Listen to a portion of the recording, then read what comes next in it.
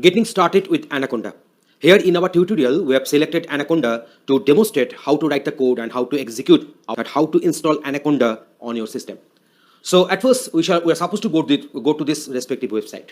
And there we'll be getting two download links, one for Python 3.6 version, another for Python 2.7 version.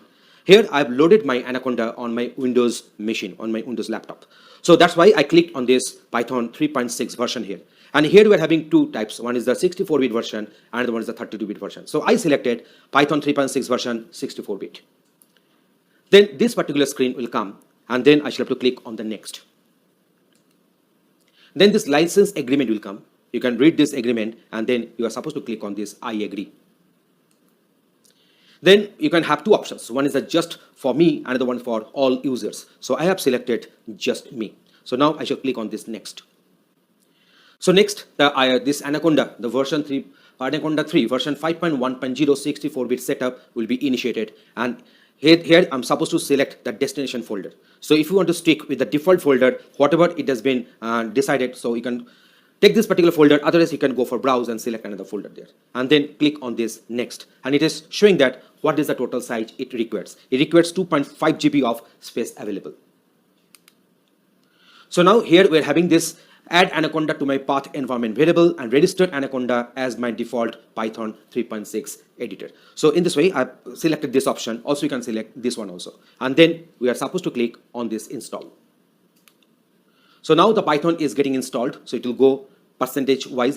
This progress bar will be proceeding, and in this way the installation will be obtained. You can click on the show details so that you can get the idea what are the files in which destination folders are getting loaded, are getting installed.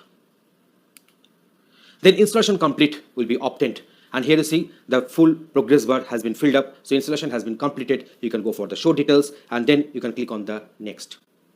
After clicking on the next, you will be coming to this particular screen, and it will ask whether you are supposed to install the Visual Microsoft VS Code or not.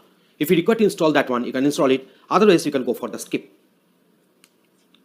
So here is the final screenshot we have provided you. So now in this particular screenshot, it has been told that the Anaconda has been installed successfully, and it will be the default Python editor. And in this particular screen, it is just asking to click on the finish. You can also go for the go back, and then after finishing, the installation will get completed. So in the next videos, we'll be going for the Python program execution through this Anaconda 3 editor. So how to use that one, we'll be showing that one in the next videos, and we'll be running so many different programs and codes in our video in the next successive discussions. Thanks for watching this.